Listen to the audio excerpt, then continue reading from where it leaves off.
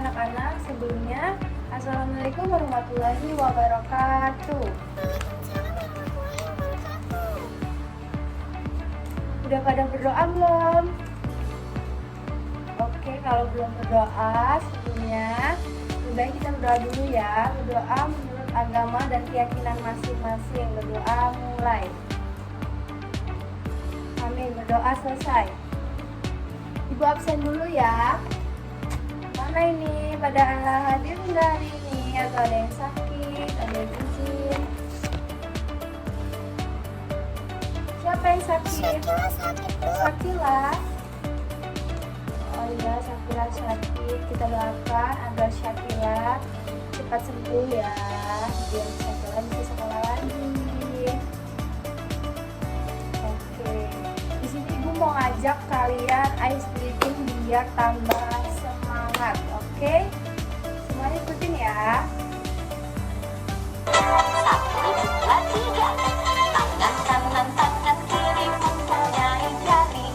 Direntangkan, direnggakan, tangan ke lengan. Ajak depan dilentikan, ayo tepuk tangan. Tepuk tangan semua, angkat kaki kedua. Ke atas tangan kita, ditegakkan tangan. Kita bentukkan, angin wahai Tuhan. Berdiri dengan tegak, balik kanan selangkah, balik kanan selangkah. Oke, karena semuanya sudah selesai, kita langsung lanjut ke materi ya anak-anak. Jadi materi kita pada pagi hari ini adalah pengaruh kalor dan perubahan suhu di kehidupan sehari-hari. Ada yang udah tahu belum nih tentang pengaruh kalor? Tentang pengaruh kalor di kehidupan sehari-hari, contohnya apa? Udah ada yang tahu belum? Suhu udah ada yang tahu belum? Jadi Beni jelasin ya, apa sih suhu, apa kalor, terus satuan dari termometer apa aja, Beni jelasin ya. Oke, kita masuk ke suhu, Ibu jelasin dulu. Suhu itu ukuran tingkat panas atau dinginnya suatu benda yang berkaitan dengan energi kinetik rata-rata partikel. Suhu diukur dengan termometer. Termometer dalam satuannya ada Celsius, Fahrenheit, atau Kelvin, atau Reaumur. Sedangkan kalor adalah perpindahan energi karena perbedaan suhu dari suhu tinggi ke suhu rendah. Nah, kalor juga bisa mengubah wujud benda. Oke, paham ya? Di sini akan jelasin 4 jenis skala termometer yang udah Ibu bilang tadi di awal. Udah tahu kan tadi apa aja? Oke, yang pertama ada Celsius, ada Fahrenheit, ada Reaumur, ada Kelvin. Nah, yang pertama itu Celsius. Celsius itu apa sih? Jadi, Celsius itu adalah skala suhu yang paling umum digunakan dengan titik buku air pada 0 derajat Celsius dan titik didih air pada 100 derajat Celsius pada tekanan atmosfernya normal. Oke? Selanjutnya ada Fahrenheit, skala suhu yang banyak digunakan di negara-negara seperti Amerika Serikat. Titik buku airnya itu 30 derajat Fahrenheit dan titik didihnya pada 212 derajat Fahrenheit. Nah, nomor 3 ada Reaumur, skala suhu yang lebih jarang digunakan. Titik bukunya pada 0 derajat Reaumur dan titik didihnya pada 80 derajat Reaumur. Selanjutnya ada Kelvin, skala suhu absolut digunakan dalam ilmu pengetahuan dan teknik. Kelvin adalah titik terendah yang mungkin atau suhu absolut di mana semua gerakan molekulnya berhenti. Titik beku air adalah 273,15 Kelvin dan titik didihnya adalah 373,15 Kelvin. Oke? Disimak ya, nanti terakhir ada soal loh. Selanjutnya ada panas dapat berpindah menggunakan 3 cara. Apa aja? Ada yang tahu nggak? Aku nggak tahu. Buka contoh ya. Disimak ya. Yang pertama ada konduksi, perpindahan panas melalui benda padat tanpa perpindahan materi dari bagian panas ke bagian dingin melalui tumbuhan partikel. Yang kedua ada konveksi, perpindahan panas melalui fluida gas atau cairannya yang disebabkan perbedaan suhu di mana fluida panas naik dan fluida dingin itu turun. Selanjutnya ada radiasi. Radiasi itu perpindahan panas yang melalui gelombang elektromagnetik tanpa membutuhkan medium seperti panas dari matahari. Oke, kita lanjut ya. Selanjutnya ada kalor dan perpindahannya. Kalor itu bentuk energi yang berpindah dari suatu benda karena perbedaan suhu. Sementara perpindahan kalor adalah perpindahan energi dari benda bersuhu tinggi ke benda bersuhu rendah. Ibu mau kasih contoh, contohnya mau pakai video. Tadi disimak ya, nanti di akhir ibu kasih soal, oke? Menguap adalah perubahan wujud benda dari cair menjadi gas. Contoh menguap, memasak air. Ketika kita memasak air, air yang berupa benda cair, lama-kelamaan ketika mendapatkan panas akan berubah menjadi uap air yang berupa gas.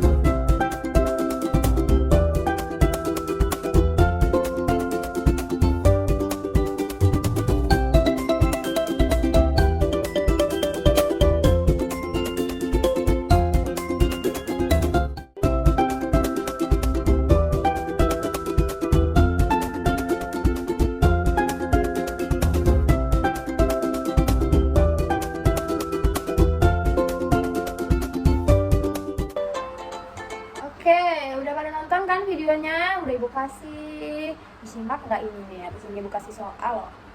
Jadi ibu mau tanya nih, pengaruh kalau di kehidupan sehari-hari. Barusan udah ibu kasih contohnya lewat video. Ya kalian nggak bosan juga nih ibu kasih video ya. Nah, pengaruh kalor itu dapat menyebabkan perubahan suhu, perubahan ukuran, perubahan wujud benda, dan perubahan kimia. Nah, pada umumnya suhu akan naik jika menyerap kalor dan turun jika melepaskan kalor. Semakin lama pemanasannya, artinya kalor yang diterima air semakin besar dan suhu air semakin tinggi. Tadi kalian udah melihat kan proses pembuatan es batu yang tadinya dari benda cair menjadi benda padat. Nah, kalau proses mencair itu dari benda padat ke benda cair, menjadi cair. Contohnya itu seperti es batu. Tadi ada contohnya kan di video. Kayak es batu kalau kena matahari itu dia jadi cair. Karena apa? Karena faktor dari suhu ruang. Ini kan udah pada nyimak semua nih. Selanjutnya ibu mau kasih tugas. Tugasnya gampang kok. Kita coba dulu ya tugasnya ya, nanti ibu jelasin. Oke, jadi ibu mau kasih soal. Soalnya adalah membuat air hangat. Soalnya, Siti mencampur air panas bersuhu 80 derajat Celcius dengan air dingin bersuhu 20 derajat Celcius untuk mandi. Setelah dicampur, suhu air menjadi 40 derajat Celcius. Pertanyaannya, apakah suhu air panas meningkat atau menurun? Yang B, apa yang terjadi dengan suhu air dingin? Jawabannya ada yang bisa jawab atau mau ibu langsung menjelasin? Jawaban yang A itu suhu air panas menurun. Penjelasannya, ketika air panas dicampur dengan air dingin, panas berpindah dari air panas ke air dingin sehingga suhu air panas menjadi lebih rendah.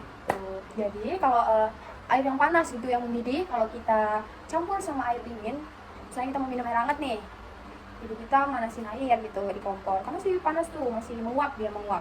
Terus dicampur sama air dingin yang udah dimasukin ke gelas, dicampur, itu nanti air panasnya itu suhu panasnya akan berkurang dan semakin rendah, jadilah air hangat begitu anak-anak. Nah, yang kedua nih, apa yang terjadi dengan suhu air dingin? Suhu air dingin meningkat.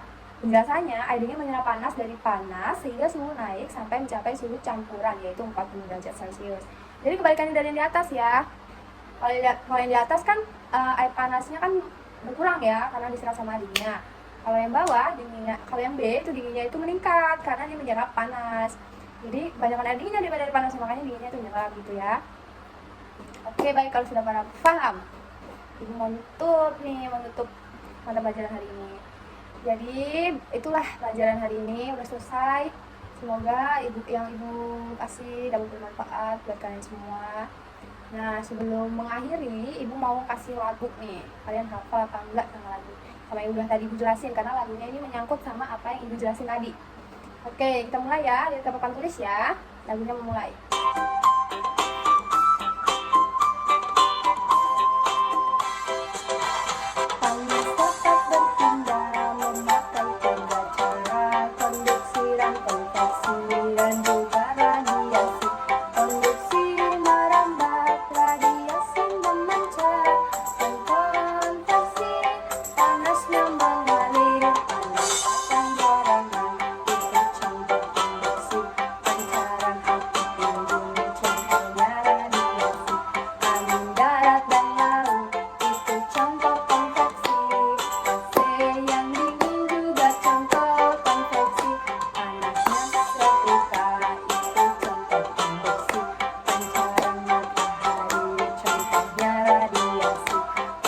memasak air itu contoh konveksi, mengelas besi itu contoh konduksi, mengelas besi itu contoh konduksi, mengelas besi itu contoh konduksi. Yeay, selesai. Jadi itu tadinya akhir dari pembelajaran kita hari ini, anak-anak. Ibu nggak kasih PR deh kayaknya, ibu nggak kasih PR kan. Tadi kita udah ngerjain soal juga kan. Menurut ibu kalian semua udah insya Allah udah paham semua. Jadi langsung aja ibu akhiri pembelajaran hari ini. Ibu ucapkan wassalamualaikum warahmatullahi wabarakatuh. Waalaikumsalam warahmatullahi wabarakatuh.